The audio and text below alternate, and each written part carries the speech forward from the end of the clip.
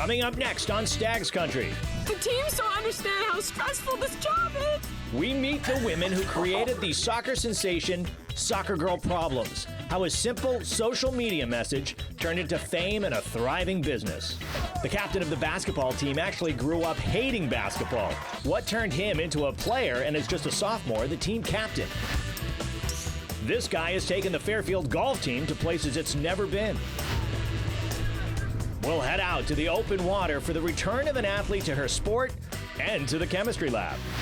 The lacrosse team is getting a new home. At the stage of full completion there, I mean, I'll put our new facility up against anybody in the country. All stories you'll see now on Stags Country.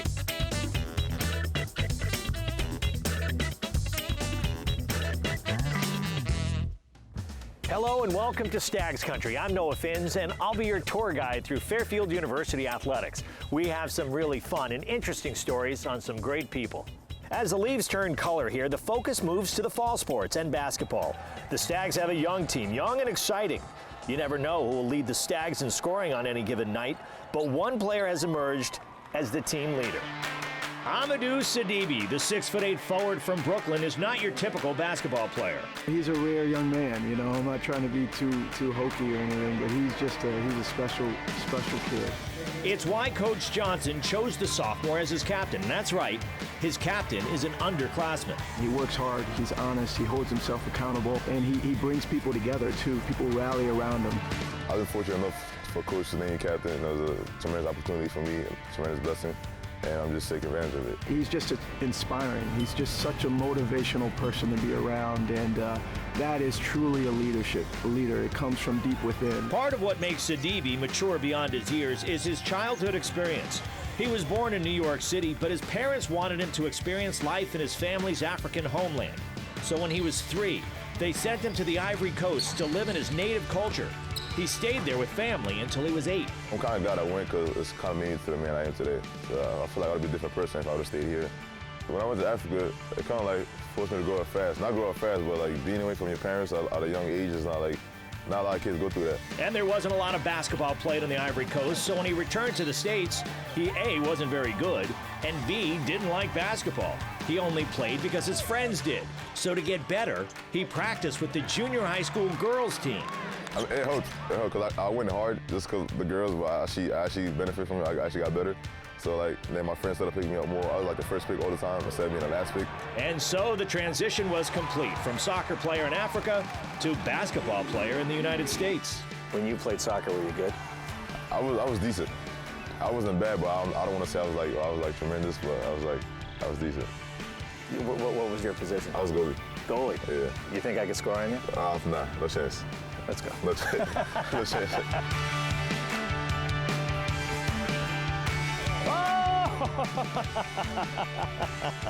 Give me a break there. It's one of the rare times Sidibe will let an opponent look good, but making sure his teammates look good is what he's about. He says living in a close-knit family in Africa taught him to care so much about others. A big reason that just as a sophomore, he's the team captain. Look on the bench at the women's games and you'll see new faces on the coaching staff. Well, new to the coaching staff, but not to the Fairfield bench. It's like a Stags reunion. 3 new assistant coaches, but all of them former players.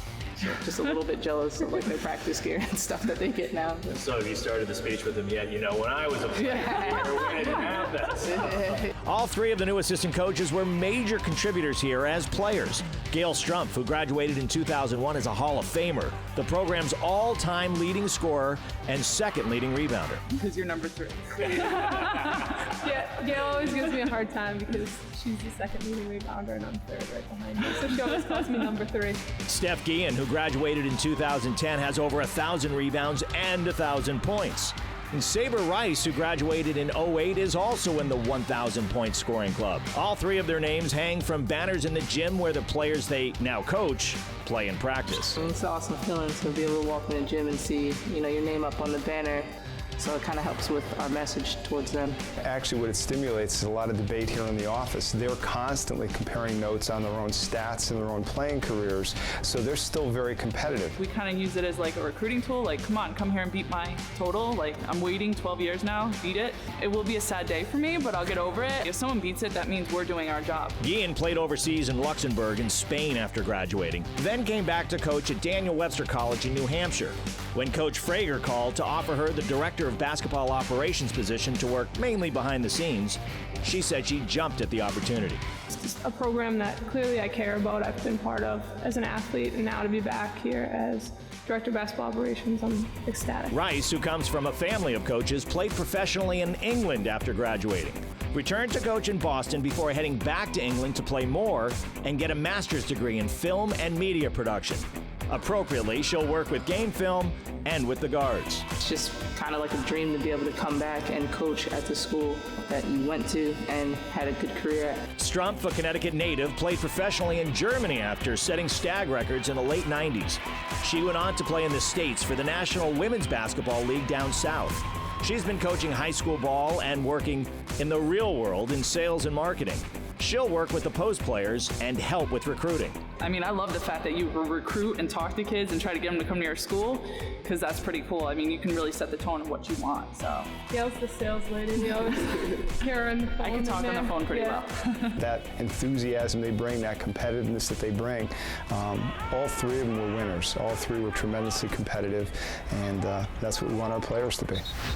They just keep coming back, former athletes returning to campus. In the case of the women's basketball team, it's to coach, but in our next story, it's for a couple reasons. Kendra Farn joining us now with more on this story.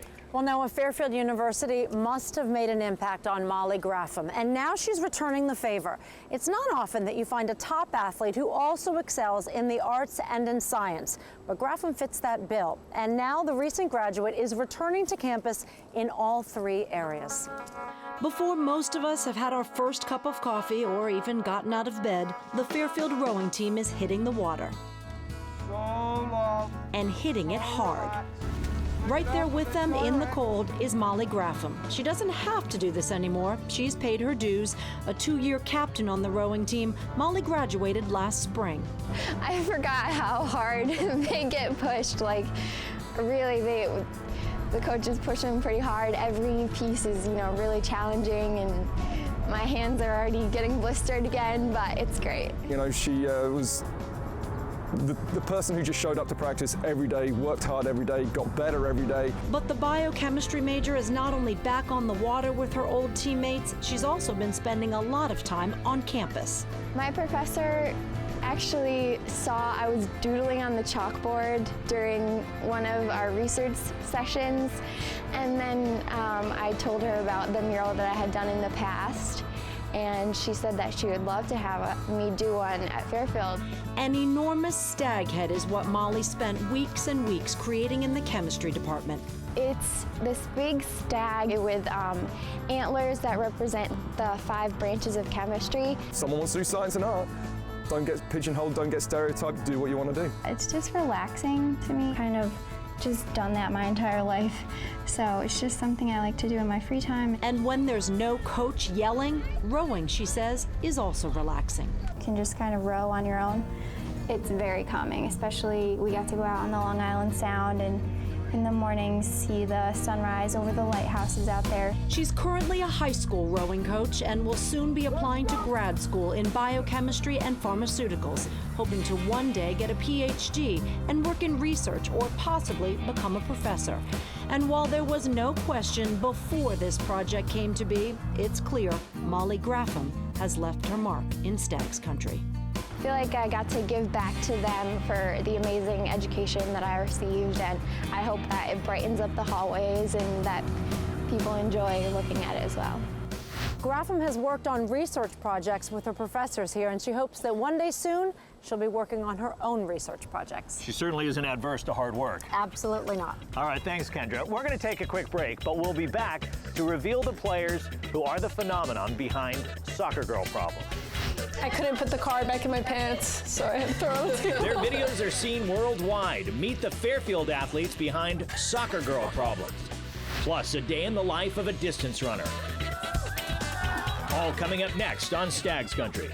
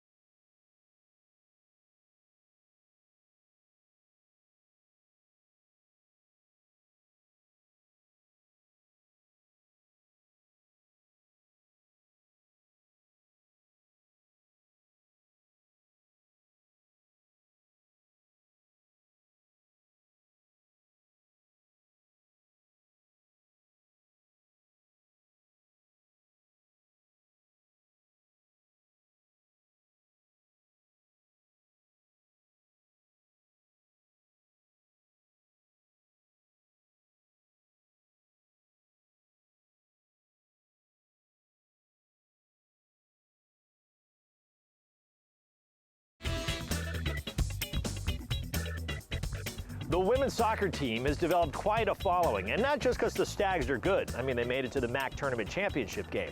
But they have some players who have developed cult-like status with their soccer girl problem. It started as a simple tweet, and now it's an international brand. Soccer girl problems.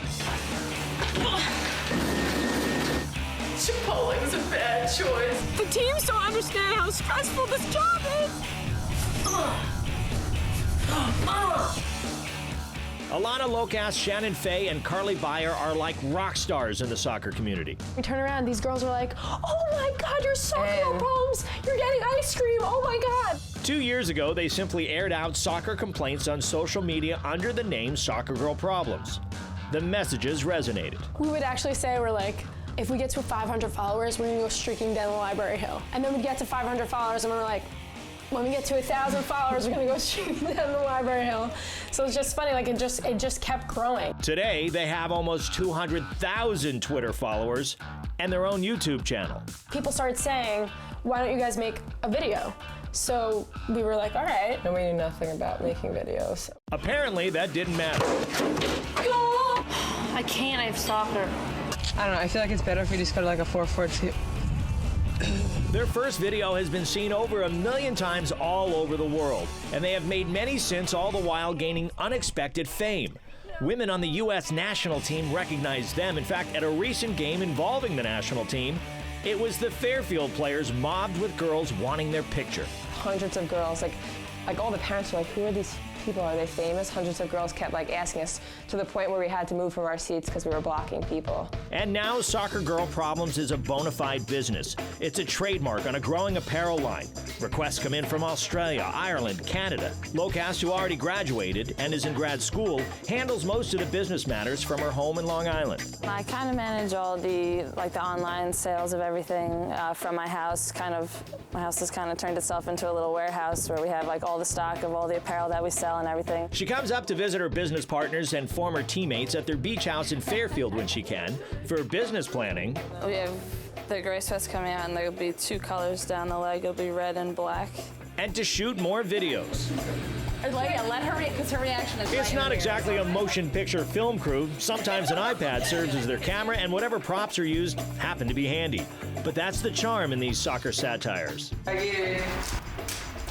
God, Karen, you're so stupid. You know I need purpose before I play. That was good. Oh, I didn't spit. Spit before you clap. That's good. Okay. Yeah, it's funny, you can hear the wind, but that's okay. You can do. Okay. Wait, you can't. The handshake first. That's right.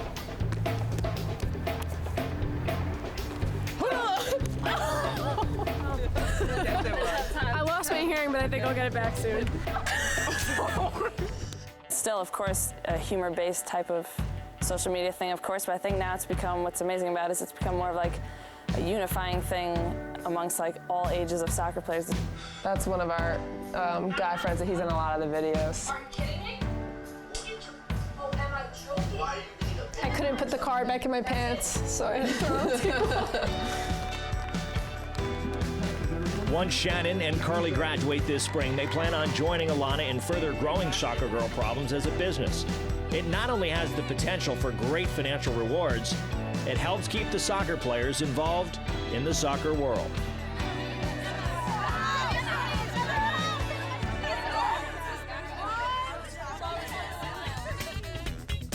When Stags Country returns, we're going to check out the lacrosse team's new digs. I think it's probably the key for us to make the next step. And the golf coach says the best gift he ever got was when this golfer transferred to Fairfield. That story and more coming up.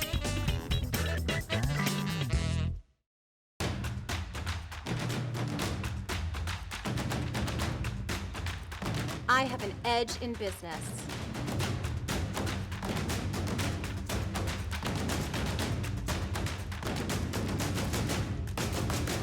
I am a better educator.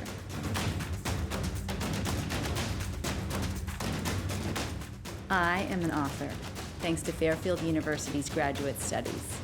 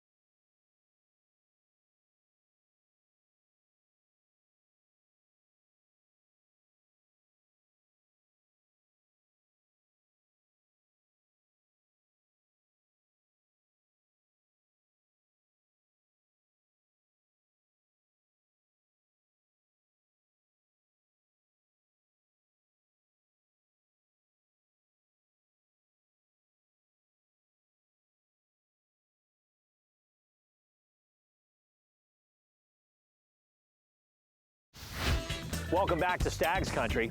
This part of campus is about to get a major facelift. They will soon be breaking ground on a brand new lacrosse stadium. This is going to become the main side. So there's going to be 2,000 seats here with all like the press and the luxury suites up top. Okay. And then visiting team room's going to be at this far end. As you can tell, the coaches are pretty fired up about this, and why not? Not only are the men's and women's teams getting a new luxurious home, they're getting a valuable tool. I think it's probably the key for us to make the next step. Both the men's program, women's program, the top 20 right now.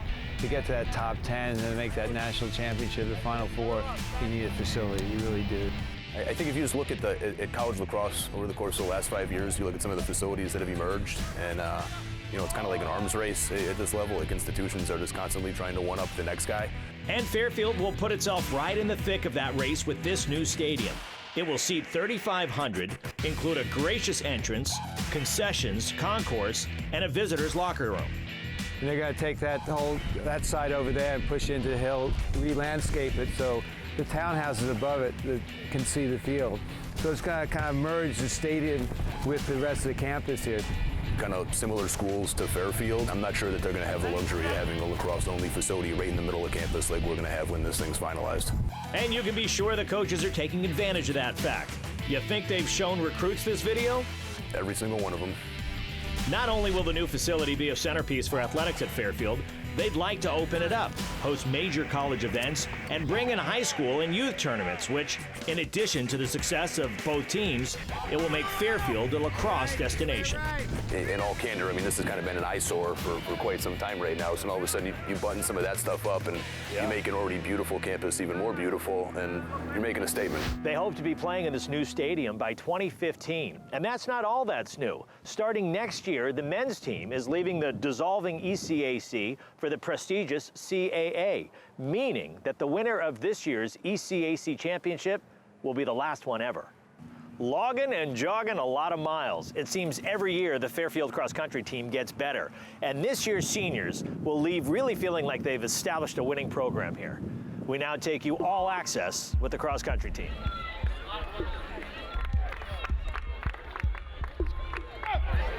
What made me decide to come to Fairfield over the other schools that I was being recruited at was this is going to be a unique experience that no other Division I cross country arena really gets to experience, and that's taking a program and really make it one of the premier fall sports. You know you need to get out and get up there and do your thing. Run with confidence. There's a bond that forms through running. You're completely exhausted. It's 7 o'clock in the morning. It's just something about that just brings you together. The guys and girls are on the track together. We're cheering them on. They're cheering us on. They're like our brothers.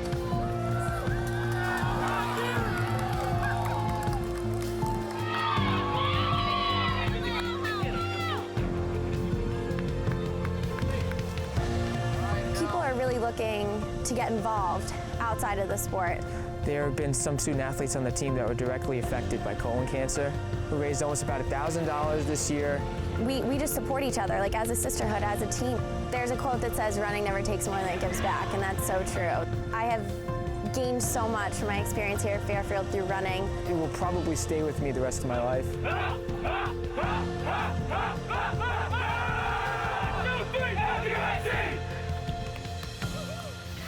We have our student spotlight when Stags Country returns.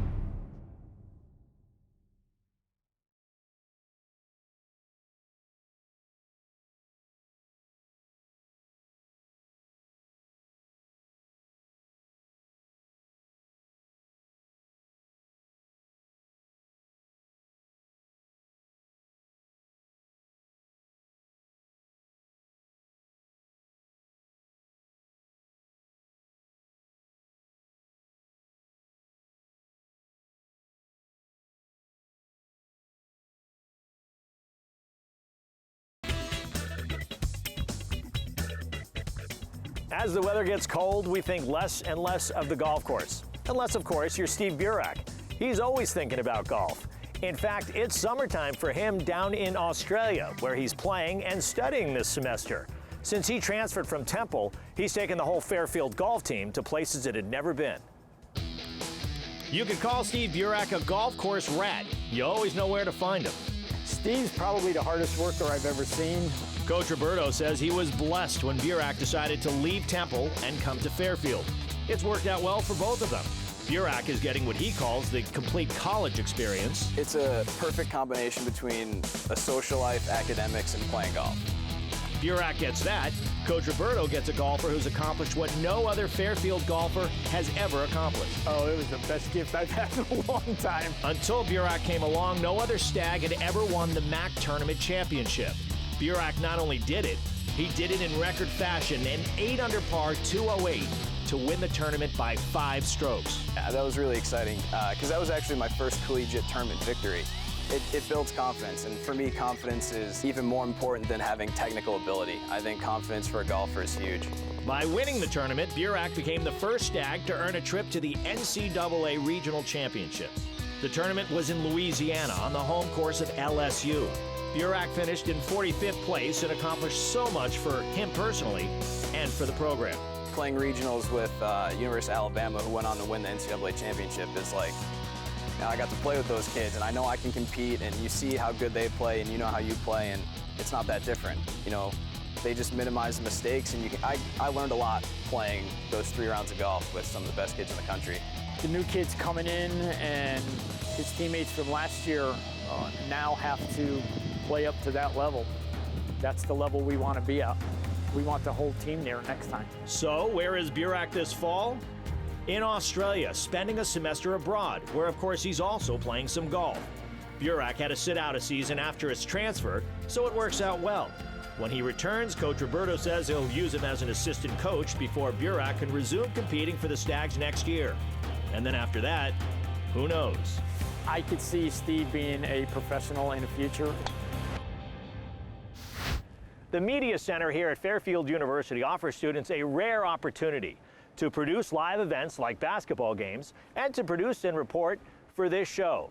Casey Del Basso is one of those students, and in her Student Spotlight, she introduces us to student athletes who organize a philanthropic group known as SAC. Samantha Mazzio is a Fairfield lacrosse player. Cameron Amiat is on the tennis team. And both are involved in athletics on a much more substantial level. They help head up the Student Athletic Advisory Committee, SAC.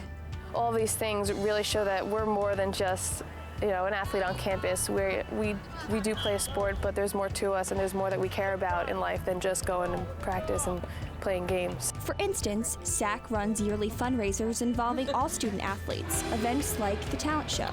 Proceeds from that benefit children in the community who can use a little extra support.